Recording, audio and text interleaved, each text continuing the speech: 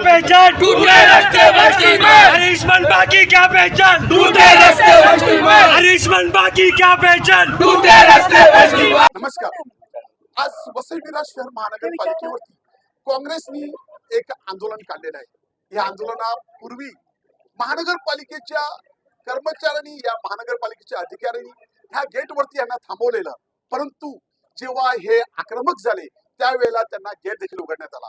आपण ह्या सर्व आंदोलनाची पार्श्वभूमी वसई विरार जिल्हा अध्यक्ष अनिल आलमेडा यांच्याशी आपण घेऊया. सर नमस्कार. नमस्कार. सर आजच्या ह्या आंदोलनाविषयी तुम्ही काय सांगा? नाही, याविषयी आपल्या चॅनलच्या अगोदर देखील आम्ही बातचीत केली होती.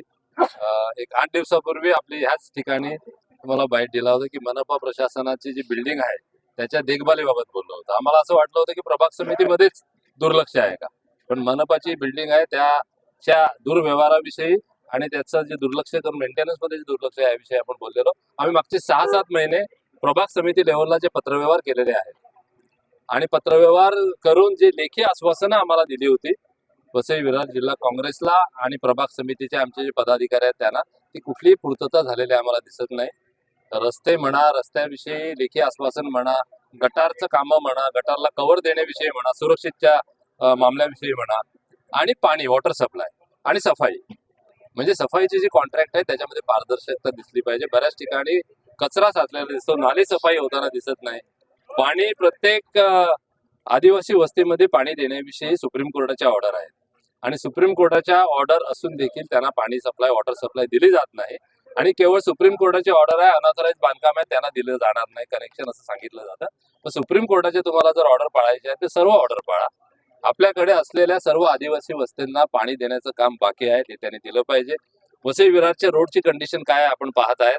पावसाळा संपल्यानंतर आता डिसेंबर, क्रिसमसची वेळ आली तरी देखील अजून रस्त्याची कंडिशन खराब आहे. रस्त्याची ऑर्डर नोव्हेंबरच्या पहिल्या आठवड्यात त्यांना देणं गरजेचं होतं. 68 कोटी रुपयाचं बजेट त्यासाठी सँक्शन आहे, तरी देखील कामं रस्त्याची होताना दिसत नाही. प्रभाग समितीमध्ये कामं केली जातात, रात्री अपरात्री केली जातात.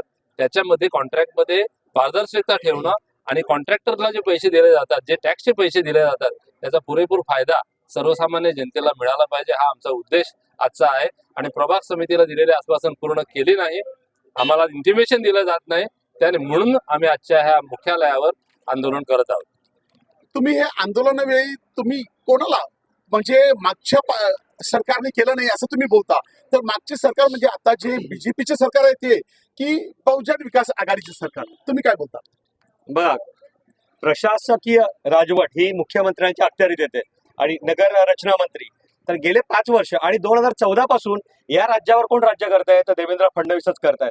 त्यामुळे या संपूर्ण गोष्टीला 11 वर्षाच्या या अपयशाला जबाबदार हे फडणवीस सरकार आहे. त्या पलीकडे जाऊन आता काय नवीनच त्यांनी फेड काढलेलं आहे का तुम्ही मुख्यमंत्र्यांना शहर दत्तक द्या. अहो तुम्ही पालक आहात, मुख्यमंत्री आहात या राज्याचे, मग आम्ही तुमचेच आहोत ना. वसई विरार का अफगाणिस्तानमध्ये आहे का मुख्यमंत्री आता आम्हाला दत्तक घेणार आहेत? आणि एक बाजूला मुख्यमंत्री तिकडे बोलतात का तिजोरी आमच्याकडे आहे, एक जण बोलतो चावी आमच्याकडे, आणि ज्याला आम्ही इकडे आमचे प्रश्न मांडतो नागरिकांसाठी त्यावेळेला काय होतं, आमच्याकडे बजेट नाहीये, आमच्याकडे पैसे नाहीये. जर तुमच्याकडे बजेट नाहीये, पैसे नाहीये, तर तुमचे आमदार दिवसभर तिकडे मिटिंग कसली करतात, ते कशा संदर्भात मिटिंग करतात? एकही प्रश्न सुटत नाहीये, नाही रस्त्याचा सुटत, नाही गटरचा, नाही लाईटचा, नाही पाण्याचा, मग कशाबद्दल करतात? त्यानंतर काय जर त्यांचं बिनसलं का ते पुन्हा आरोप प्रशासकीय अधिकाऱ्यांवर करतायत का हे काय करत नाही. हे आरोप करणारे पण बीजेपीच वाले, पण ज्या वेळेला परिवहनची बस उद्घाटन करायचे त्यावेळेला आमदार जाणार, ते कोणाचं असतं? खरं ते यश अधिकाऱ्यांचं आहे. मग ते ओरबडते कोण? तर इथूनचे आमदार जे आता झालेले ते पॅचवरचं कधी कोणी उद्घाटन केलंय का? ते उद्घाटन पण हे नारळ फोडून करतायत. आणि ते करताना सुद्धा 67 कोटीचं टेंडर आहे. आपल्या या चॅनल मार्फत आम्ही जनतेला अपील करतो काँग्रेस पक्षातर्फे का आम्ही जी माहिती काढलेली आहे का 6 महिन्याची वॉरंटी असणार आहे खड्ड्याला, तर नागरिकांनी आपल्या घरापुढे बुजलेला खड्डा फोटो काढून तेव्हा तारखेसकट आणि 6 महिन्या आधी त्याचा एक खडा जरी निघाला ना तरी आपण प्रशासनावर केस करूया का हा जो गैरव्यवहार झालेला आहे हा आपण ओपन केला पाहिजे. या ठिकाणी विरोधक असं बोलतात की इलेक्शन जेव्हा आली की अशी आंदोलनं होणं साहजिक आहे, त्याबद्दल तुम्ही काय बोलता? आंदोलन हे पहिली गोष्ट म्हणजे काँग्रेस ही मुख्य धारेमधला पक्ष आहे. काँग्रेस स्वतंत्र लढाईपासून लढतोय आम्ही. यांना आम्हाला कोणी सांगू नये का लढाई काय करायची. हा गांधी विचाराचा पक्ष आहे, हा नेहमी लढलेलाच आहे. तुम्ही पाहिल्याने विचारलं का तुम्हाला गेट बाहेर का थांबवलं, कारण का प्रशासन आहे आणि प्रशासनावर कोण बसल्यावर बीजेपी. जिकडे जिकडे पंजा आणि जिकडे जिकडे काँग्रेस जिथे तिकडे यांना भीती वाटते, मग अशा वेळेला ते काय करतात, अडवतात आम्हाला. आता मुख्य म्हणजे दोन गोष्टी आहेत. आता एक उदाहरण आहे, या महानगरपालिकेमध्ये या सरकारने काय केलेलं आहे, खास करून यांनी जसं काँग्रेसने हा देश उभा केला आणि यांनी प्रत्येक गोष्ट विकली, एअरपोर्ट रेल्वे, त्याचप्रमाणे भले आम्ही पक्ष वेगळा आहे पण एक सेक्युलर विचारधारा असलेला बहुजन विकास आघाडी जो आमच्या बरोबर एक काळी होता, त्यांनी सुरू केलेली मॅरेथॉन ती पण यांनी बंद केली, कला क्रीडा महोत्सव पण यांनी बंद केला. म्हणजे जनतेसाठी उपयुक्त आहे अशा सगळ्या गोष्टी एक तर बंद करतात किंवा एक तर विकतायत. मग यांना नेमकं काय करायचं, यालाच बोलतात मनुवाद. म्हणजे सर्वसामान्य जनतेला त्याच्या सुविधांपासून, हक्कापासून वंचित ठेवायचं आणि वोट चोरीपासून हे आमच्या रस्त्यावरचे गटर पण चोरी करणारा हा जो पक्ष आहे तो तिकडे बसलेला आहे. आणि आमचा सरळ आरोप आहे, याचं सगळं मार्गदर्शन मुख्यमंत्री फडणवीस साहेब आणि नगररचना मंत्री एकनाथ शिंदे या पापाचे धनी आहेत. आणि त्यामध्ये पुन्हा इकडे एकत्र येणार, जसं मगाशी विचारलं का तिकडे एकत्र ते आले. अहो चोरी करता आता कळलं, इकडे चोरी डाका टाकायचं का, दोन चोर एकत्र होणार, पण ते वाटणी करताना मग त्यांच्या जी भांडणं होतात ती प्रॉब्लेमॅटिक आहे. आणि तीच इकडे पुन्हा एकदा ते एकत्र येणार आणि आमच्या शहराचा विनाश करण्यासाठी यांचं पाऊल पडलेलं आहे. तुम्हाला शेवटच फक्त एवढं सांगायचंय, हे रस्ते आहेत ना, इकडे चालता येत नाहीये, पण आमच्या रस्त्यावरनं बुलेट ट्रेन जाणार, आमच्या रस्त्यावरनं वाढवणमध्ये जाणार, आमच्या रस्त्यावरनं एअरपोर्ट जाणार. अहो पण आम्हाला चालताच येत नाही, आमची मुलं ट्रक खाली मरतायत.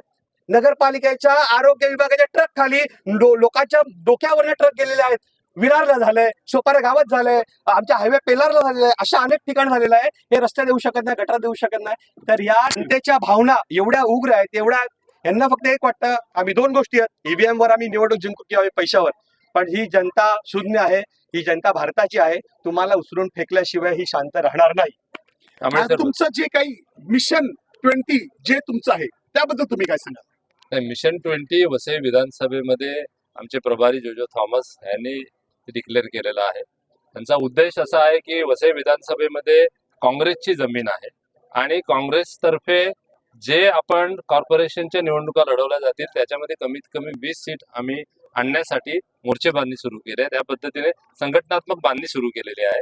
म्हणून ते मिशन 20 असं आपण बोलतोय आणि ते आपण सक्सेस करू.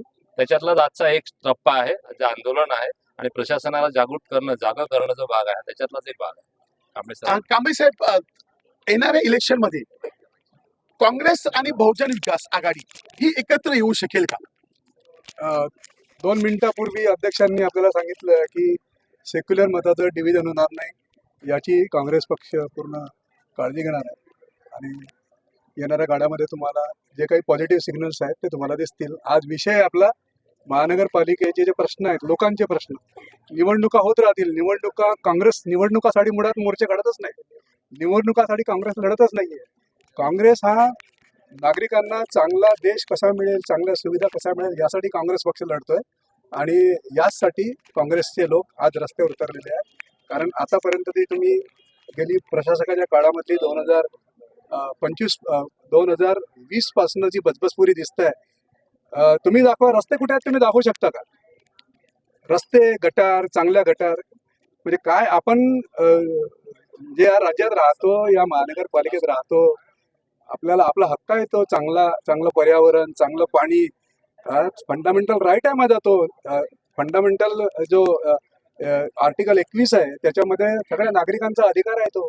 स्वच्छ पर्यावरण, स्वच्छ पाणी, चांगले रस्ते, मला श्वास घ्यायला जागा मिळाली पाहिजे. आज कोणीतरी नागरिकांनी सांगून द्यावं की त्यांना स्वच्छ ऑक्सिजन मिळतो, चांगले रस्ते आहेत, चांगले स्वच्छ गटार आहेत. अजिबात नाही. आजच मोठं आर्टिकल लोकसत्तेमध्ये आलं, लोक परेशान आहेत. महानगरपालिका आम्ही जेव्हा चर्चा करायला जातो ते म्हणतात की रस्ते करायला पैसे नाही आहेत. 226 कोटीचं त्यांनी टेंडर काढलं होतं. किती वेळा टेंडर काढले, त्या रस्ते कसले रस्ते केले आणि अख्खी म्हणजे सगळ्यात बजबजपुरी माजलेली कोण ईडीमध्ये कोणाला अटक केलेली आहे ते स्वतः सांगतात. आणि प्रेसमध्ये आपण बघितले 2-3 लोक ईडीमध्ये अटक केलेली आहे. आणि किती कमिशन कोण घेते आपल्याला आठवत असेल, काही वर्षापूर्वी नंदलाल कमिशन ठाण्यामध्ये अपॉइंट झालं होतं आणि या कमिशनच्या संबंधी आणि ते मला वाटते 52 की 53 नगरसेवक त्याच्यामध्ये सस्पेंड झाले होते. मला असं वाटायला लागलं की आता हे ज्या बातम्या निर्णयाला बघतो आणि ईडीचे जे रेफरन्सेस बघतो आपण, तर आम्हालाही या विषयावर अधिक खोलपणे जाऊन व्हाईट पेपरची मागणी करावं लागेल की काय, असं मला वाटायला लागलं. आणि मला अशी माहिती मिळते की 200 कोटीचे जे FD आहेत या महानगरपालिकेच्या, त्याही अधांतरी आहेत असं कळतंय. तर हे फार गंभीर बाब आहे नागरिकांच्या दृष्टिकोनातून. मी एकच सांगेल की आतापर्यंत आपण जे 30 वर्षापासून किंवा गेली 5 वर्ष प्रशासक आहे, आपण जी राजवट बघितलेली आहे, आपण जे महानगरपालिका बघितलेली आहे, आम्ही तुम्हाला नागरिकांना एक आश्वासन देतो की काँग्रेस पक्ष तुम्हाला चांगलं आरोग्य, चांगली हवा, चांगलं पाणी आणि चांगलं जे आर्टिकल 21 प्रमाणे तुमचा जो हक्क आहे तो तुम्हाला चांगलं आरोग्य जगण्यासाठी महानगरपालिकेच्या निवडणुकीमध्ये पूर्णपणे रस्त्यावर उतरेल आणि तुम्हाला गॅरंटी देतो आम्ही की आमचा मॅनिफेस्टोही नागरिकांच्या हिताचा असेल. तर काँग्रेसचे पदाधिकारी यांचं म्हणणं आहे की आज वसईमध्ये फिरणं, चालणे फिरणे हे तर त्रासदायक आहेच, परंतु स्वच्छ हवा देखील मिळत नाही. त्यामुळे लोकांना, वसईच्या लोकांच्या हितासाठी आम्ही आज महानगरपालिकेवरती आलेलो आहोत आणि महानगरपालिकेत जेव्हा ही सत्ता बदली होईल आणि आम्ही जेव्हा सत्तेवरती येऊ तेव्हा आम्ही जनतेच्या हिताचंच काम करू, असं देखील यांचं म्हणणं आहे. वसई लाईव्ह न्यूजसाठी दिलीप डाबे, अब्दुल कलाम. नमस्कार.